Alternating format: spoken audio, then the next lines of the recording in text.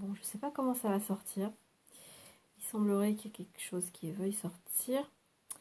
Euh, les phases d'effusion-infusion et les phases d'intégration-désintégration, c'est vraiment des mouvements qui sont de l'ordre à effectuer de l'ordre de l'ego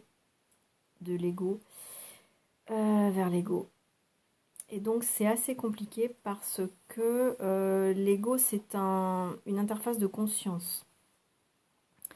Et il y a une part d'illusion dans l'ego, qui est une réflexion de l'être dont n'a pas conscience l'ego. Donc c'est vraiment hyper complexe parce que c'est à l'ego de se rendre compte de sa réalité et de son irréalité. Alors ouais. C'est un truc un peu à s'arracher les cheveux en psychoatomique, ça. Parce qu'on va prendre progressivement conscience de sa réalité au fur et à mesure que l'ego se désintègre dans les phases de saturation du processus de l'initiation solaire. Donc c'est sûr que les événements saturatoires sont super importants pour déjà faire des premiers mouvements de prise de conscience de l'illusion de l'ego, des illusions de l'ego et de la part illusoire de l'ego sur lui-même en réflexion. Donc la réflexion, ça reste important, même si la réflexion est quand même l'outil de l'illusion, il est aussi l'outil de la prise de conscience. C'est pour ça que c'est vraiment très complexe, la psychoatomique finalement, parce que c'est des mouvements entre l'énergie et l'illusion, et entre l'illusion et l'énergie. Donc c'est la réflexion qui est l'outil principal, et c'est aussi à la fois le problème et la solution. Donc voilà, l'ego qui est donc une projection, une réflexion, une projection de la réflexion en tout cas, ce qu'on appelle la psyché, est constitué dans ce qu'on appelle le psychisme. Alors ce qui serait intéressant, c'est de comprendre que en fait le psychisme, on est habitué à l'écrire psychisme P-S-Y-C-H-I-S-M-E, mais en fait il faudrait l'écrire P-S-Y- schisme, C-H-I-I-S-M-E, c'est-à-dire la scission de la psy, c'est-à-dire la division. Le schisme, c'est une division, c'est une séparation en deux. Et donc c'est ça qui est intéressant de comprendre dans le psychisme, c'est que vraiment il y a une séparation entre le réel et l'illusion, c'est-à-dire entre la part d'énergie et la part de l'illusion de l'ego, du faux ego. La réflexion étant l'ego lui-même, c'est-à-dire la lentille à travers laquelle l'énergie va se projeter dans la matière. Donc c'est assez complexe puisque c'est à la fois atomique et à la fois une réflexion, donc une projection, donc quelque chose qui est de l'ordre de la manifestation et de l'ordre de l'illusion relative. Mais la relativité, c'est quelque chose quand même qui est quand même une réalité, même si ça n'est pas le réel dans l'absolu. C'est une réalité qui est dans le relatif. Donc on est obligé d'en tenir compte, même si on sait que c'est pour une grande part une illusion. Le tout est de démêler l'affaire. C'est ça qui reste assez complexe. Donc, il y a une histoire de pourcentage. Quand on parle de la matière, c'est intéressant parce que il y a ces deux tiers d'astral et ce tiers de matière, et la totalité fait le soi. Et l'antimatière est hors tout ça, et hors manifestation. Mais il est hors tout ça, mais en même temps, il est dedans aussi. C'est pour ça que, du coup, l'antimatière, c'est un grand E, c'est-à-dire l'énergie avec un grand E, l'énergie absolue, immobile. Elle est à la fois égale et supérieure à l'énergie qui est en mouvement, donc qui se diffracte déjà dans un premier mouvement, et qui prend de la vitesse. Et on sait que le petit E égale mc2, ça donne la matière que l'on connaît, la densité, la fréquence que l'on connaît en tout cas. Mais dans sa totalité, le soi n'est pas fait que de E égale mc2. Le soi, il est fait de E plus grand que égale E égale mc2. Donc c'est vraiment... Bon, après nous, sur la manifestation, sur l'étude de la manifestation et sur l'étude de la psychologie, on est surtout focalisé sur le E égale mc2, donc sur la matière et sur l'ego qui le compose dans sa projection. Donc ça aussi, c'est des pourcentages, c'est des dosages, c'est des fréquences, et c'est un équilibrage qui doit se faire. ce qu'on appelle le taux vibratoire, TAU, c'est l'équilibrage entre ce qui est visible matériel et ce qui est invisible immatériel, donc ce qui est de l'ordre de l'atomique. Parce que l'atomique, c'est totalement invisible à l'œil nu. C'est tellement minuscule, et pourtant c'est ce qu'il y a de plus puissant, puisque la puissance atomique, on sait bien ce que ça peut produire, puisque on connaît les effets négatifs dans les guerres et tout ça, mais en tout cas, sur quelque chose de plus naturel et de plus fondamental, l'atome, c'est ce qui constitue tout ce qui existe dans l'univers, les étoiles, les planètes, et puis ce que l'on connaît, les corps, la biologie, et tout ça. Tout ça, c'est atomique. Donc la psychologie là-dedans, c'est aussi constitué des atomes. La psychologie est constituée des atomes parce que du coup, la psychologie, elle se fait à partir des neurones, en partie. Elle se fait aussi dans les cellules. Il y a une psychologie cellulaire, bien sûr, une psychologie moléculaire. Mais nous, à notre niveau, elle est surtout neuronale. Donc c'est plutôt là-dessus qu'on table quand on parle du cerveau. On dit que la pensée est surtout dans le cerveau, mais elle n'est pas que là, elle est vraiment partout. Mais c'est vrai que nous, on se la géométrise, on se la géographise aussi au niveau du cerveau.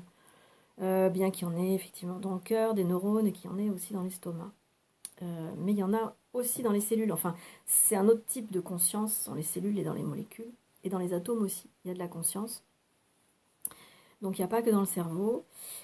Donc le rôle de l'homme, c'est, avec son ego, de déterminer qui il est vraiment et de pouvoir se recaler. Parce qu'en fait, suivant son taux d'équilibrage entre la manifestation matérielle et son immatérialité, c'est-à-dire son antimatière et ce qu'il y a entre les deux, les constituants de l'atome, donc les deux tiers. L'atome, ça correspond aux deux tiers. Hein. Et donc la matière, c'est le tiers, et la totalité, donc c'est au-delà aussi l'antimatière. Donc entre l'au-delà antimatière et l'au-delà atome, l'invisible, l'au-delà antimatière et l'au-delà atome, c'est tous les deux de l'au-delà parce que c'est de l'invisible. Donc la seule chose qui soit visible, c'est le tiers, c'est-à-dire la densité. Mais l'homme doit équilibrer dans ce qu'on appelle passer de la matière à la moitié. Il doit, en tout cas philosophiquement et aussi physiologiquement, trouver un point d'équilibre. Ce qu'on appellerait le point zéro, mettons, mais bon, après, il n'y a rien de précis au niveau scientifique. Hein. C'est quelque chose qui est très, très aléatoire, qui se gère de toute façon. On n'aura certainement aucun outil pour mesurer à quel point on en est du point zéro et où est-ce qu'il se situe ou comment il se mesure. Ça se sent, ça se recherche en fait, c'est une conquête. C'est une conquête de l'ego par rapport à l'être. Donc il va partir à la conquête de son propre point zéro, qui ne sera pas forcément le même pour tout le monde. En tout cas, ça sera une recherche d'un point d'équilibre entre deux états, entre l'état de l'insécurité et l'état de la certitude. Un ego est insécure tant qu'il n'est pas équilibré avec son énergie primordiale, donc avec son antimatière, tant qu'il n'a pas trouvé le raccord d'alimentation énergétique de la matière noire, c'est-à-dire de l'énergie du vide. Comme on sait, les technologies extérieures, comme celle de Nassim Haramein, utilisent déjà l'énergie du vide, Tesla et toutes ses inventions aussi, et puis aujourd'hui Elon Musk qui a repris les travaux de Tesla, etc. Donc après, il y a toutes sortes de gouvernements qui ont déjà l'énergie du vide, mais qui ne la commercialisent pas parce qu'on n'est pas encore prêt à ne pas travailler, parce qu'on a besoin d'une identité dans le travail. Enfin bon, il y a plein de choses qui vont changer au niveau économique, politique et social par rapport à l'énergie du vide, mais il y a aussi beaucoup de choses qui vont changer dans la psyché. C'est-à-dire qu'un être humain qui ne travaille pas, s'il y a la technologie de l'énergie du vide, il faut qu'il puisse se repérer dans son identité sociale et économique et politique, tout ça. Donc ça, c'est important aussi que la psyché évolue, que la psychologie évolue dans un monde où l'énergie du vide sera finalement assez rapidement disponible. Elle est disponible déjà depuis longtemps, mais elle commence déjà à pointer son nez en disant, enfin bon, de plus en plus de personnes disent ok, vous savez, ça va se faire, ça va se faire, ça va se faire. Il y en a plein qui disent c'est au point, évidemment ça fait très longtemps que c'est au point hein, depuis Tesla, mais la psychologie ne permet pas au niveau sociétal de survivre à l'énergie du vide gratuite. C'est-à-dire qu'un monde gratuit, c'est psychologiquement pour le moment encore impossible. Parce que les êtres humains n'ont pas suffisamment d'identité pour faire face au vide que va représenter la gratuité de l'énergie. Voilà. Et ça, c'est vraiment un problème. Bon, j'ai pas envie de m'occuper de ça parce que ça, c'est sociologique, voilà. Moi, je m'occupe plus de choses plus donc psychoatomiques. Mais c'est pour aller vers ça, quoi. Parce qu'au niveau sociologie et psychologie, en psychosociaux, on n'a pas encore la capacité à supporter l'énergie du vide. Parce qu'au niveau individuel, on n'a pas la capacité à supporter sa propre énergie du vide, donc son propre vide, sa propre relation à l'atome.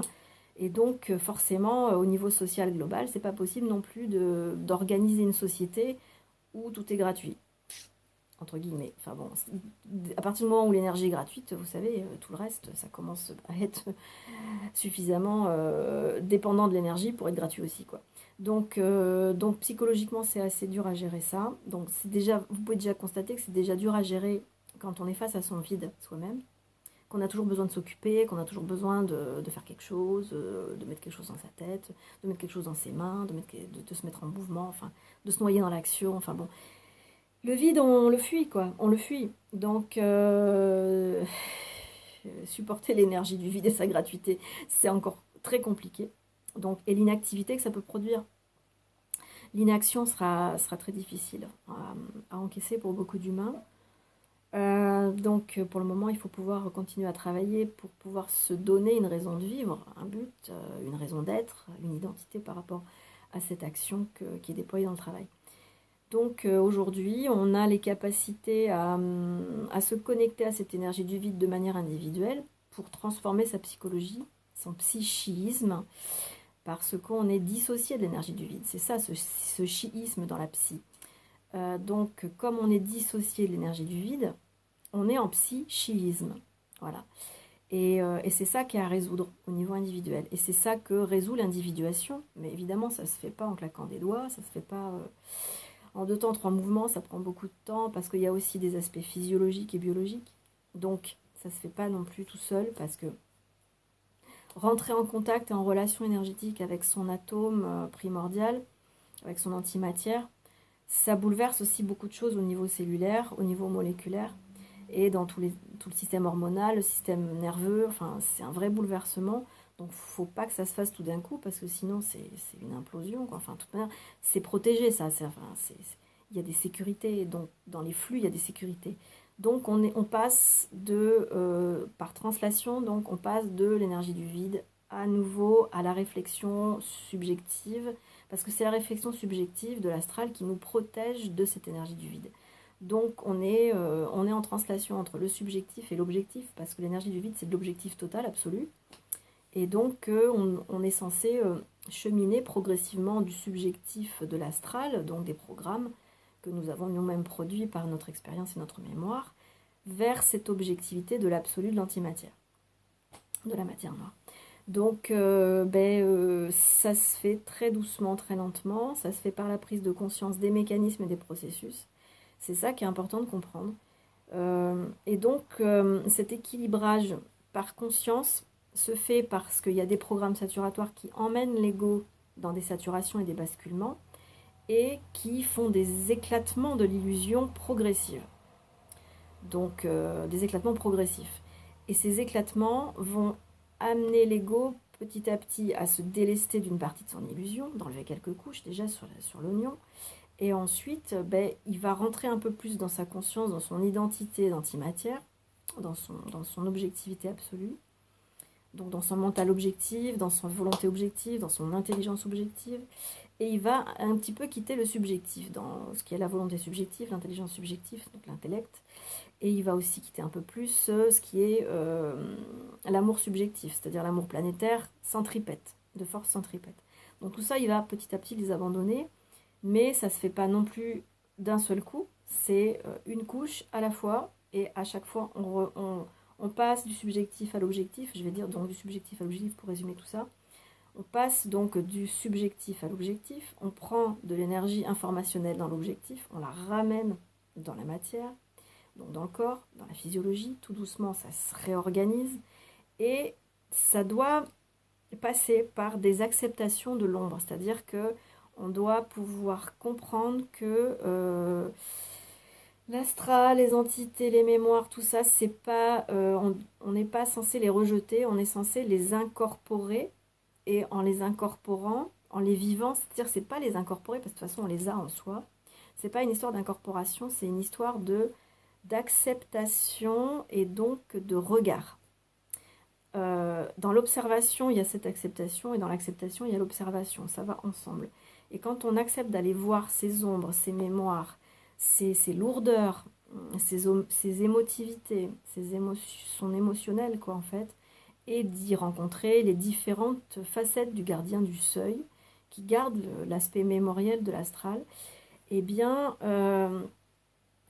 c'est compliqué parce que ça demande de passer par des phases énergétiques, parce que quand on est dans le subjectif, donc on est branché sur le subatome, donc sur l'astral, on ne peut pas être branché totalement sur l'antimatière du noyau de l'atome, c'est pas possible parce que c'est trop fort comme énergie. Donc, puisqu'on ne peut pas prendre cette énergie trop forte, on est obligé de se contenter de l'énergie astrale pendant qu'on conscientise. Et pendant qu'on accepte les mémoires de l'astral, tout doucement, on rentre dans un peu plus d'atomisation, de nucléarisation du physiologique. Ça se fait tout doucement et les pourcentages s'échangent. C'est-à-dire que, mais c'est pas toujours, c'est pas stable. Il n'y a pas de stabilité dans les échanges du pourcentage entre l'objectif et le subjectif. Donc c'est l'acceptation de ça, de cette non-stabilité du taux vibratoire et, des états de souffrance vibratoire que ça va donner.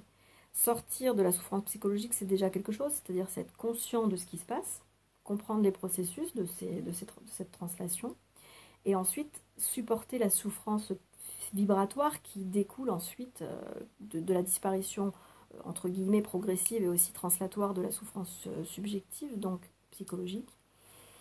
Donc c'est des vases communicants. Et un temps c'est l'autre, un temps c'est l'autre, un temps c'est l'autre, un temps c'est l'autre. Enfin bon, c'est quelque chose d'assez difficile d'accepter cette non-permanence de l'état de sérénité, de l'état de certitude. Alors évidemment, c'est formidable de pouvoir aussi constater qu'il n'y a pas non plus la permanence de l'état psychologique subjectif. Donc c'est ça, évidemment, le but, c'est d'épurer ça, de l'alléger. Alors évidemment, l'alléger, ça veut dire aller dans le calme des pensées de plus en plus, qui va en effet accélérer le temps matière et ralentir le temps atomique, subatomique. C'est-à-dire que la vitesse de gravitation subatomique diminuant, c'est le temps sur Terre qui s'accélère. C'est quelque chose qui est inversement proportionnel. Et plus ça met de temps sur Terre, plus les choses sont lentes sur Terre, plus les choses vont vite dans le subatome. Donc ça veut dire que plus c'est lent sur Terre et plus notre agitation mentale inférieure est importante. C'est-à-dire que plus on a d'agitation émotive et plus on va ralentir le déroulement de l'événementiel. Donc plus on est nombreux à faire des égrégores avec des pensées agitées et plus il y a de la lourdeur et de la lenteur sur l'événementiel. Bon voilà, mais bon ça c'est difficile à percevoir, mais c'est vrai que quelquefois vous allez percevoir, c'est qu'il y a des accélérations du temps en fonction de votre... c'est-à-dire vous avez un petit univers personnel qui fait que vous allez avoir des accélérations du temps dans votre événementiel qui va être proportionnel à votre ralentissement gravitationnel, donc au ralentissement de vos pensées. Le ralentissement des pensées, de toute façon, entraîne un ralentissement de la gravitation subatomique. Donc, entraîne du coup une accélération de l'événementiel. Bon, ça, c'est des aspects techniques. Maintenant, sur des aspects un peu plus psychologiques aussi, c'est intéressant d'observer que le personnage qui s'observe lui-même n'a pas conscience, dans des premiers temps de prise de conscience, dans ces premiers temps de prise de conscience, le personnage n'arrive pas à voir, à distinguer la part d'illusion du personnage et où est la part de réalité.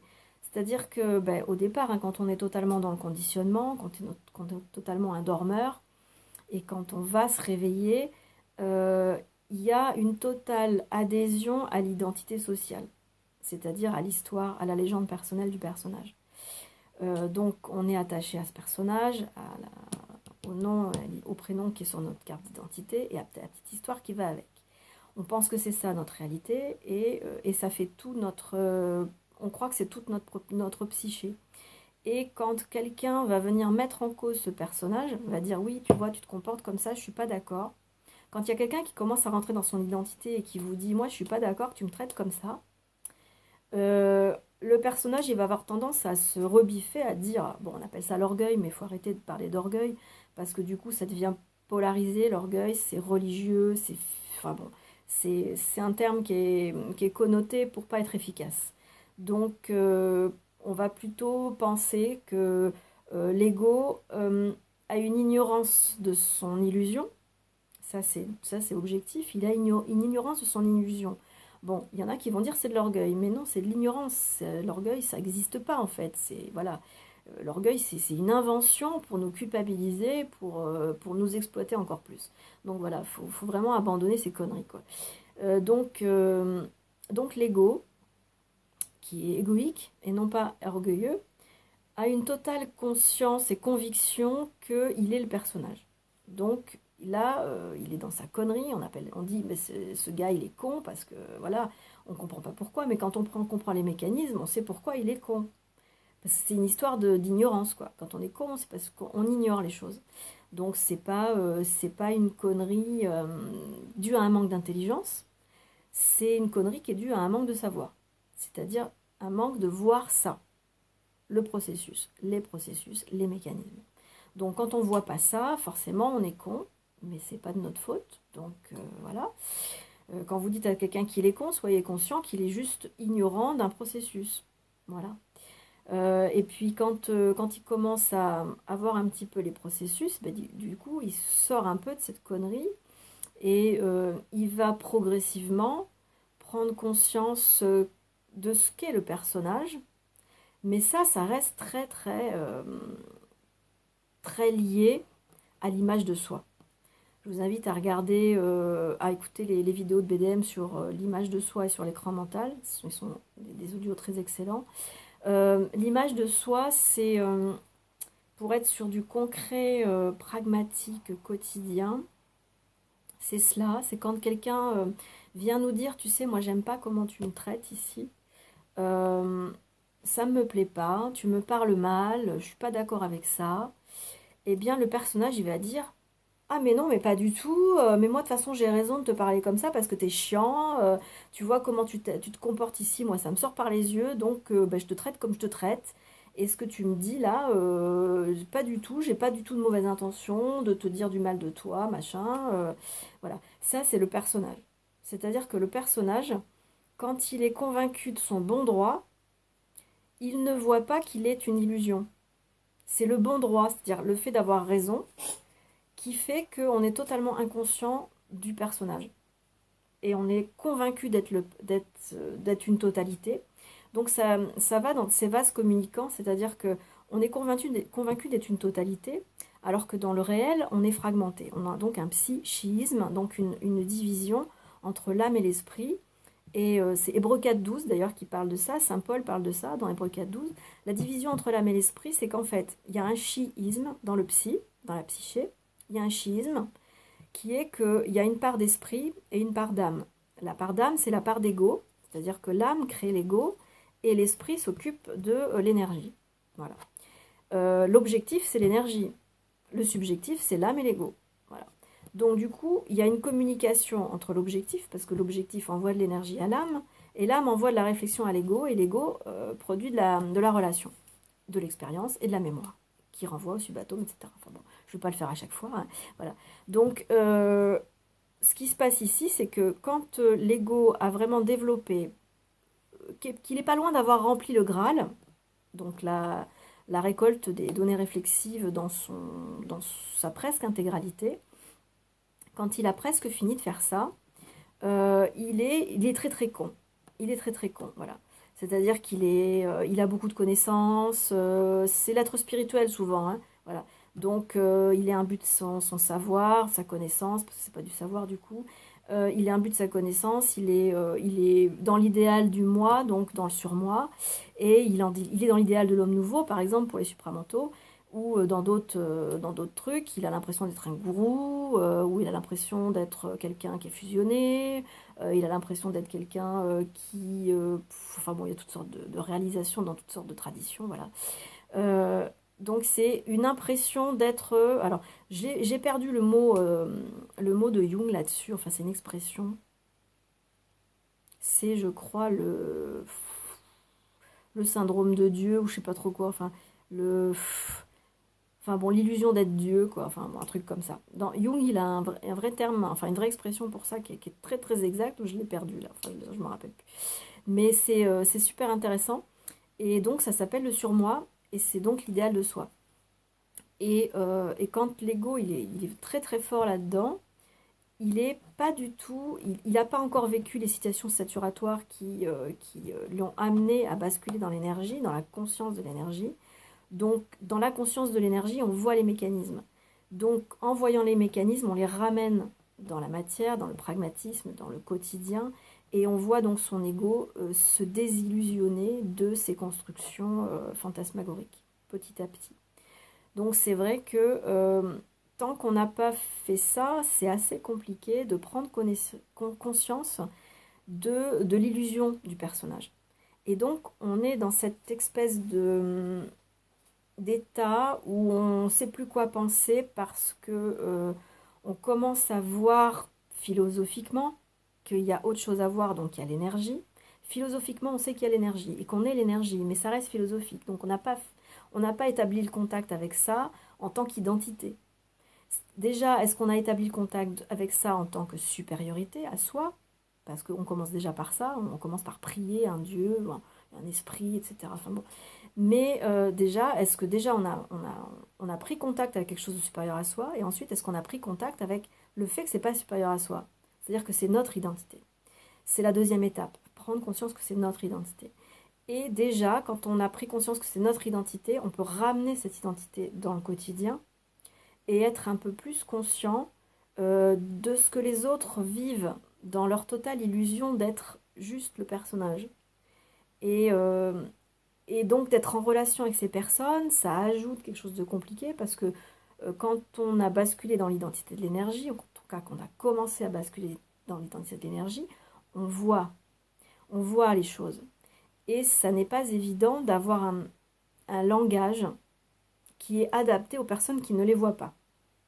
Et il y a des personnes qui ne voient pas, pourtant ils voient philosophiquement, mais du coup, comme ils voient philosophiquement et non pas énergétiquement encore, ça va venir, c'est sur le point, mais c'est pas encore le cas. Ils sont encore perdus, et puis soit quand on leur parle, on leur dit des trucs qu'ils comprennent pas, donc c'est pas évident d'adapter la communication. On rentre vraiment dans une communication à double sens parce que quand on rentre dans l'identité de l'énergie, on commence à avoir une perception au-delà de ce qui est connu, au-delà de ce qui est, enfin, de ce qui est visible. Donc on rentre dans ce qui est réel, objectif, mais qui ne se voit pas. Et c'est très concret, ça n'a rien d'abstrait, quoi. Alors évidemment, quand on en parle, c'est très abstrait, mais quand on le voit, c'est très concret.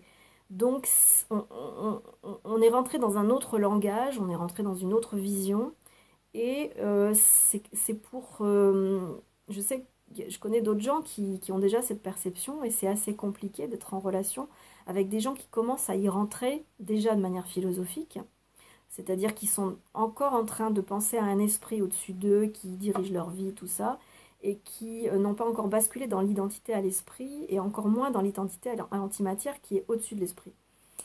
Euh, donc, euh, donc concrètement, les situations saturatoires amènent à cette identité, la ramènent dans la matière. Concrètement, ça se fait. Et quand ça se fait, et là je parle pour ces personnes qui sont encore dans le philosophique et qui intuitent cette énergétique, qui l'intuitent et qui se disent encore mais je le sens pas, mais c'est pas encore ça, mais pourquoi est-ce que j'ai toujours cette impression d'être entre deux chaises et de ne pas savoir où je suis c'est qu'en fait vous êtes encore dans la globalité d'un personnage.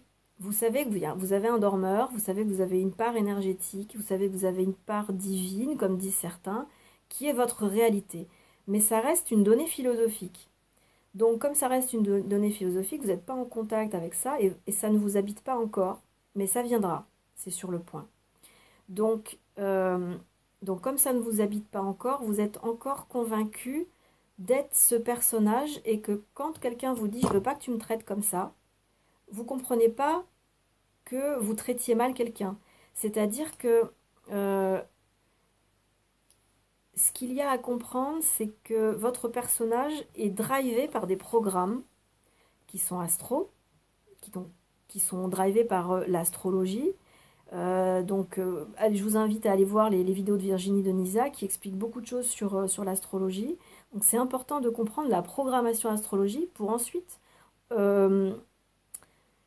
ne pas en être la victime, c'est-à-dire ne pas dire «Ah, la programmation c'est méchant», tout ça. Enfin bon, c'est quand on sort de la victimite, du coup, on commence à être dans l'observation, et l'observation, c'est aussi de la rectification. C'est-à-dire quand vous observez, donc quand vous n'êtes plus la victime de la programmation, vous l'observez. Et en l'observant, vous la rectifiez.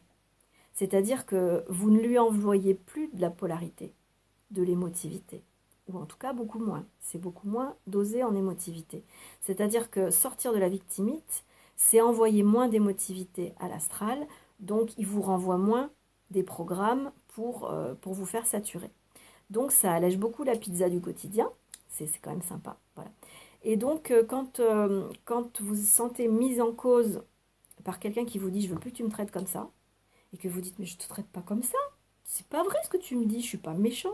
Ben non, la personne, elle vous dit pas que vous êtes méchant, elle vous explique que vous êtes soumis à une programmation dont vous n'êtes pas conscient. Et que cette programmation, plus vous en prendrez conscience, et plus vous découvrirez que ce personnage, ça n'est pas vous. Et que le dormeur doit se réveiller derrière ça. Si vous voyez le film Dune, on parle que de ça, hein. On parle que de ça. Avec ce monstre qui est sous les dunes et qui essaie de bouffer tout. Ben c'est cette espèce de consommation d'émotivité de l'astral qui essaie d'attraper, d'avoir des victimes, enfin c'est voilà, qui essaie de créer des victimes, voilà, pour créer justement encore plus d'émotivité. Dune ne parle que de ça aussi, les femmes aussi ont beaucoup de place dans Dune, elles sont des initiatrices, des herméneutes, voilà, qui dispensent des petites doses homéopathiques de perception de l'invisible et de ce qui est d'ordre énergétique. Dune est un film vraiment excellent pour ça. Voilà. Donc le dormeur commence à se réveiller et il rentre dans la perception que il est concentré, il a été concentré tout le long de sa vie sur un personnage qu'il a cru en toute bonne foi être dans sa globalité. Progressivement, il prendra conscience que ce personnage va se mettre sur le côté et qui va, lui, en tant qu'être réel, en tant qu'ego déjà, en tant qu'ego réel, mais en tant qu'ego plus objectif, il va mettre l'ego subjectif, donc le personnage, il va le mettre un petit peu sur le côté, et il va commencer à l'observer et à dire